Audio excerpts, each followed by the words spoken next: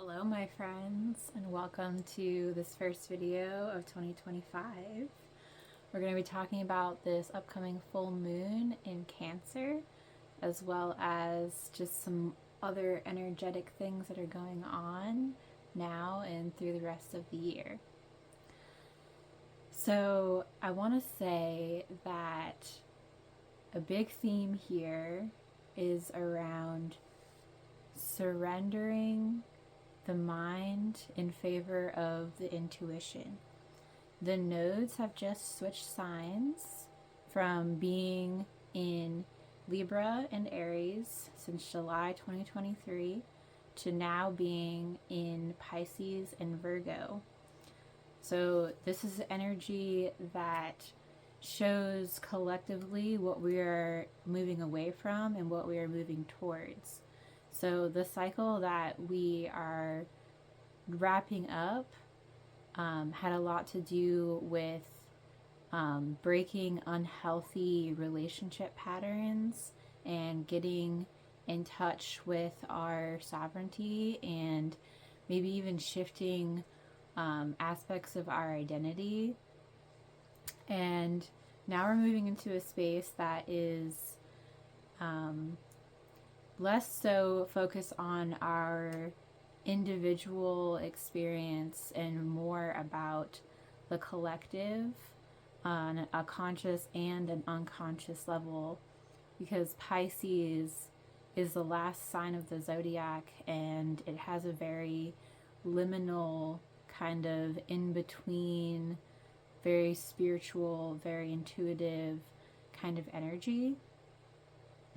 So Saturn has been here for a little while, kind of laying some bricks, laying some groundwork, and showing us how we need to be more grounded and more practical in some of the ways that we're manifesting this energy of like really big grand visions that we may have had.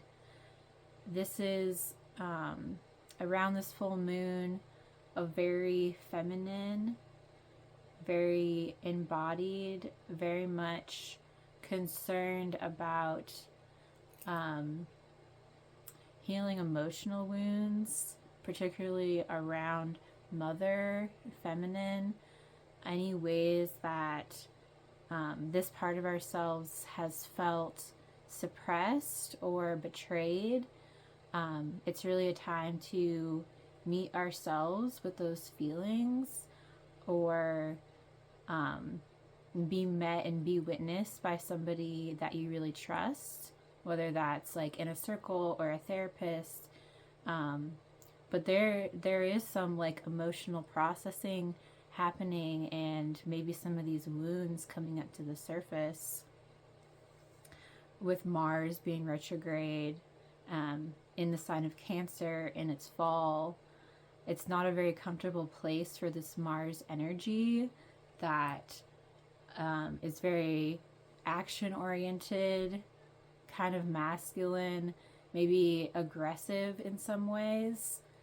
And so there is an element of like wild feminine energy that just cannot be like held in and held down anymore. I want to reiterate something about time being non-linear and being more of a cycle. So I invite you to think back at a point where you're at the beginning of a process, whether it was like starting school, starting a new job, becoming a mother, and maybe you had laid out in your mind like, okay, this is what it's gonna look like. I'm gonna do this thing and then this thing, and like thinking that we have it mapped out in our mind in one sense, and then the lived experience of life is so much not like that. You know, like, I don't know.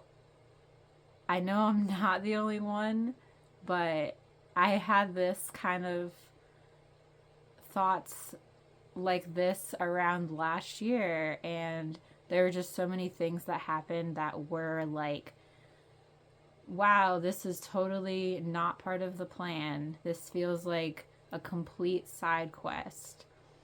And I want to offer the perspective that the side quests are part of the journey. And when it feels like we have fallen off of the path, we haven't. We never really have. We just, as a culture and the way that our minds are conditioned, like, we don't leave space for emotional or underworld type of experiences. We think that life is a continual unfolding of a process that builds and builds and builds. But if you look at any charts, like if you've ever looked at graphs like in the stock market, like nothing ever goes continually like up in like a steady way. There's always this kind of like like up and down, up and down, up and down, one step forward, two steps back. And it's a process of like going up a spiral. We live in such a unique time where maybe there was a certain way that life tended to go for our ancestors, where the middle part of life was really focused on career and family type things. And then when we get to be elders is kind of when we go into the exploration of the spiritual realm. But more and more people are having these transcendent spiritual experiences when they're younger and younger. And so there is the masculine hero's journey, which starts at the bottom, at the base of the spine, and goes up into the crown of transcendence. But then there's the feminine side, where we kind of like come in like already with this knowing of what's possible, and it creates this tension. And I know I've lived with this tension for most of my adult life of like, why can't humanity just get their shit together? But there's the feminine side, which starts at the crown and goes down into the body. And so it's a process of grounding our transcendent spiritual selves, our higher selves, into the earthly realm. And this is a theme of the energy like for the whole year, because last year was the year of the dragon, which was, you know, very fierce, could have been kind of dark at times, but it is very much like up here kind of energy. This is the snake that's shedding its skin, the snake that is part of the Ouroboros of the infinite cycle of life, and about grounding. Like, a snake is pretty much always has its belly on the ground. So there's a theme about grounding these very far out, maybe intangible ideas, and it might be a challenge to keep that hope alive, not to go into a state of collapse where it's like, oh, like I don't know how we're ever gonna get there. This year and into next year, we're having a Saturn Neptune conjunction that is going to be at the very end of Pisces, and then it's going to be at the very beginning of Aries, which is the end and the beginning of the zodiac. And so these are kind of like contradictory energies in a way, where like Saturn is very material and about structure and boundaries and limitations, and like Neptune is about the dissolving of those boundaries. Although I will say that in ancient astrology, Saturn did have a lot of the same qualities as Neptune, and kind of ruled like the lone mystic kind of archetype. And so with this conjunction, it could be about confronting illusions, but also about making our dreams into a reality. So there's going to be like a sifting through of like what's actually realistic and what are the tangible steps that we need to take. Because now we have Virgo as the south node, which is, there is an element of like, that's what we're releasing, that's what we're letting go of, which is this energy of the mind who thinks that it can control and predict and plan for every little thing. But there is elements of south node energy that feed into our ability to manifest the north node energy. So, you know, there is an element of planning involved, but as a culture, we've kind of gone a little bit overboard with this, where like elements of play that involve risk have kind of been phased out in favor of like a parenting style that is a little bit more overbearing and like not wanting their children to go through that experience, even though it's essential for learning about the self, as far as gauging risk, gauging what is appropriate for us to do. Because if we're too sheltered and things are too mapped out and too controlled for us, there's going to be a backlash effect. And so the invitation of this energy is like allowing more of the mystery, of the mysticism of life, trusting in the unknown, and trusting ourselves to be able to take these leaps of faith that are going to be necessary to reach these like big lofty goals that we have as generations and as a culture, as a society. So if you're in the northern hemisphere right now, we're about to be moving into like Aquarius energy, which is a fixed air sign, and this can be challenging because there's a little bit of like a emotional detachment here. So really, I would say sit with yourself.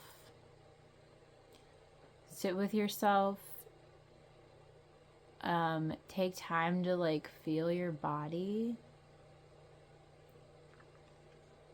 And don't be surprised if there are emotions coming up right now that don't seem to make sense. Trust that it's a part of a bigger process of releasing things that have been suppressed. So there could be frustration, there could be irritation, and I think there's an element of like seeing how unnatural our perceptions of time are, where the new year starting in the middle of winter does not make sense. And you know, maybe it makes sense in a way of like a new life begins under the soil. We're still very much under the soil. So to expect to hit the ground running in a new year and like make all these changes right away, if that's not happening for you, don't be hard on yourself. You know, I am seeing more and more that these transits and the way that astrology works is not in a singular event, but it is in a process. So we're in a process right now, a very inward, wintry process, and there's a lot of emotion. There's a lot of space to dream and to get in touch with your body and your intuition and your creativity. I've been moving into more acceptance around how my energy works right now, where I really only have a few hours a day that I can be super productive, and how frustrating that can be when I want to keep like pushing myself to do more, but that there's a lot more space for, you know, these other things that may feel to the mind like not productive or not worth doing. Creative pursuits like yoga, meditation, painting, lovemaking, like this whole side of life that is so undervalued in our culture. But just allow that. Just be with what's coming up right now, and just trust that this process is happening, like even if it doesn't fully make sense. I will add in here that later in this year, Jupiter is going to be moving into Cancer. So maybe right now it feels like band-aids are like being ripped off. Jupiter is going to come over that later this year like a balm, and like bring the gifts that it can bring. So I wish all of you the best in this new year. Happiness, health, wealth, prosperity, beauty, and all of the beautiful things.